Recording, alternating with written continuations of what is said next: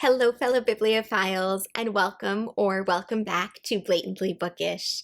I'm Marissa, and I am so glad that you are here with me today because today I am so excited to announce the coming of another Victober.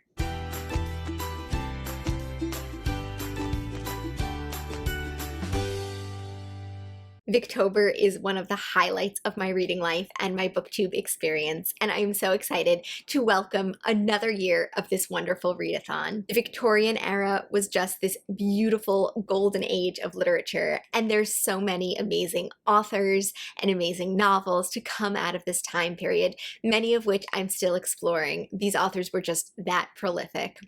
I can't wait to revel in all of the Victorian literature with you, and I am so excited about the prompts and plans for this year as well. So first off, if you're not familiar with Victober, it's a month-long readathon here on BookTube that happens every October in celebration of Victorian literature. So that includes British and Irish literature that was published or written between 1837 and 1901 during Queen Victoria's reign. There's only one thing that you really have to do to take part in Victober, and that is to read one work of Victorian literature in the month of October.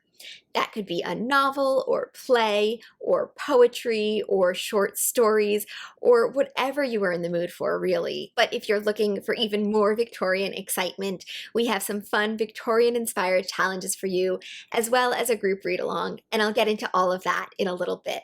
This year, Victober is being hosted by Katie from Books and Things, and Kate Howe, of course, as well as myself, and Roz from Scallydandling About the Books. Victober started out as Katie's idea, I think, and Kate has been hosting and creating phenomenal content from the start, and then Roz and I joined as hosts in recent years.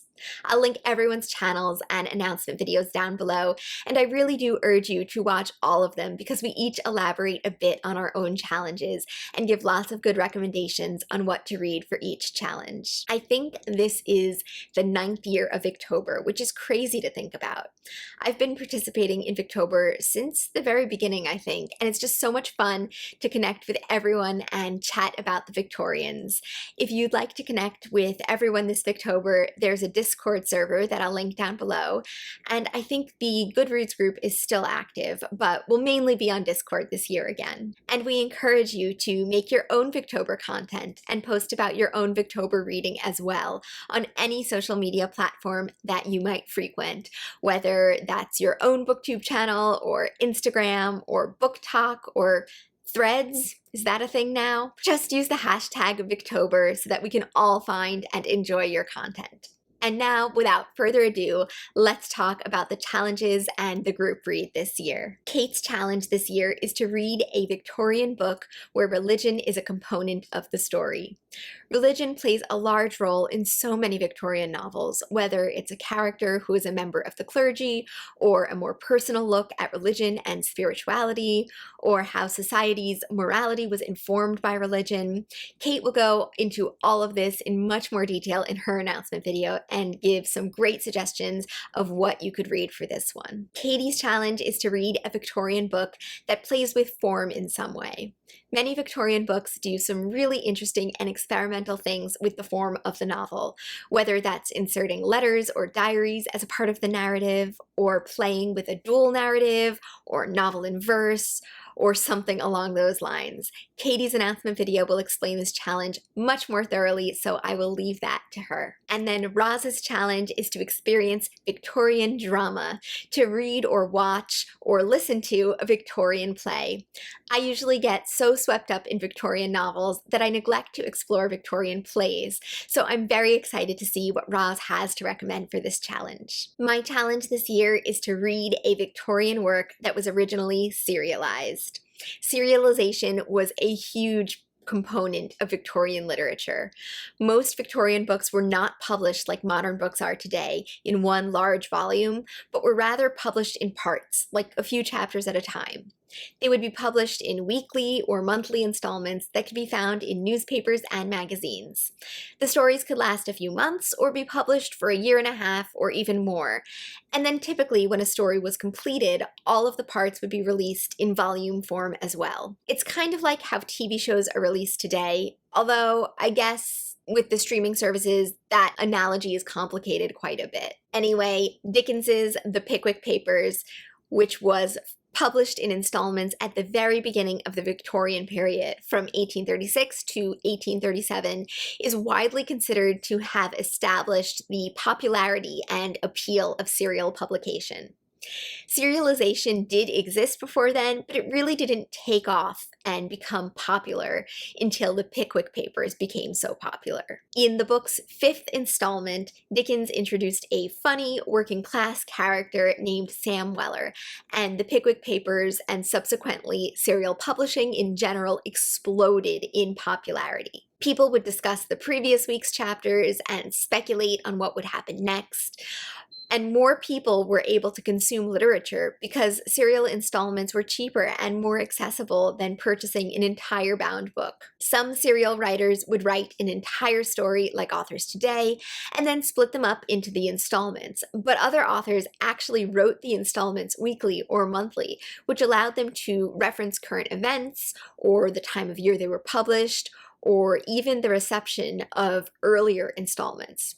This made the story more relevant to readers and aided in its popularity as well. This type of serialization is also one of the reasons why Victorian novels have so many of their trademark characteristics and have a reputation for being so lengthy.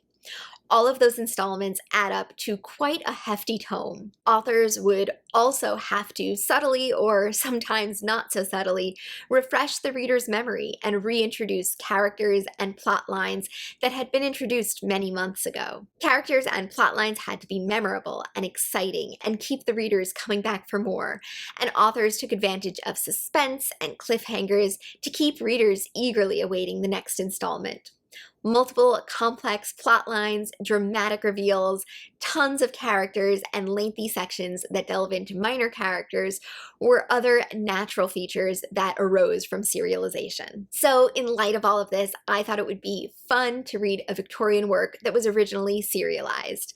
And bonus points if you want to pay attention to the division of the installments, or just generally think about how the process of serialization might have impacted the story. All of Dickens's novels were serialized. Wilkie Collins wrote serially for the most part, I think. Most of Trollope was serialized. Half of Gaskell's works were serialized. I think North and South, Cranford, and Wives and Daughters were serialized, but the rest of hers weren't. Some of George Eliot's works were serialized, so I think it was Middlemarch, Romola, and Daniel Deronda that were serialized, but the rest of hers weren't. And then Hardy was mostly serialized, but his first two books were not. And there are just so many more authors who published serially. J. Sheridan Le Fanu, Mary Elizabeth Braddon, Margaret Oliphant, Sir Arthur Conan Doyle, and just a ton more. Interestingly enough, the Bronte sisters never published serially, so unfortunately, even though they are fantastic, they will not work for this challenge. But honestly, so many authors published serially in the Victorian period, especially in the mid-Victorian period, that if you pick an author, chances are they have a book that was published serially. So if you just pick a book and look it up, there's a pretty high chance you'll find something quickly for this challenge. And this challenge isn't just for novels. Some long-form poetry and other pieces of writing, which weren't novels, were published serially as well. The group read for this year, which I'll talk about more in a little bit, was serialized, so you could just use that for this challenge if you'd like to. And the group challenge this year, which I'll talk more about next, would also easily include some serialized works. But if you want to delve further into serialization, I have some resources for you. First, I have a website where you can access stacks of serialized fiction by date called victorianserialnovels.org. Some of the links take you to scans of the original periodicals that the works were published in, which is really cool. I also have a website from Ohio State University that shows timelines of when books were published serially, so you can see which books overlapped in their publication and which books Victorians might have been reading at the same time. There's also a website that's a database of Victorian fiction, which includes lots of obscure authors and lists of various things, including lists of serializations by periodical or by year. And finally, another possible idea for this challenge would be to follow along with a serialization project that Katie from Books and Things did years ago.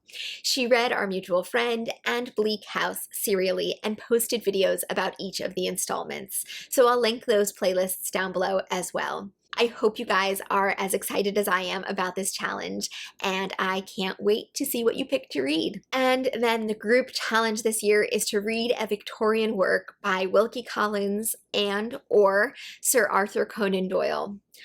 This challenge is a very special tribute to two booktubers and Victober enthusiasts who are no longer with us.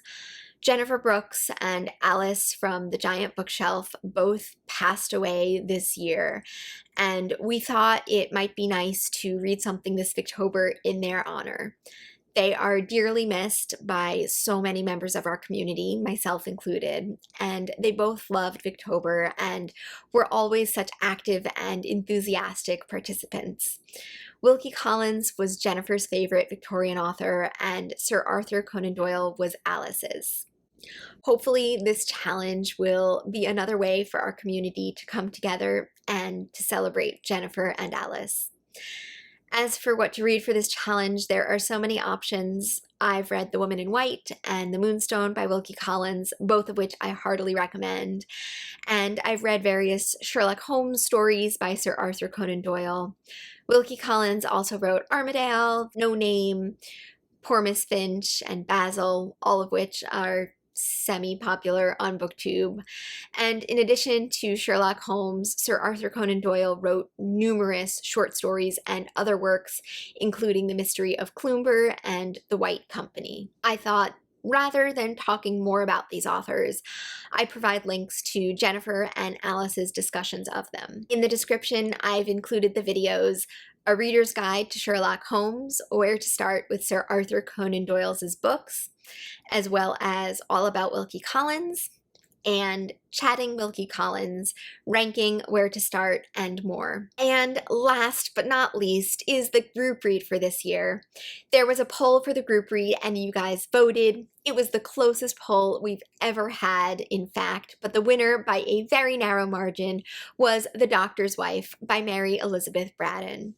I've read Lady Audley's Secret by Mary Elizabeth Braddon, but never The Doctor's Wife, so I'm very excited for this. From what I understand, it's a serialized sensation novel about a bookish and imaginative heroine who is dissatisfied with her marriage to a boring doctor who doesn't understand or appreciate her.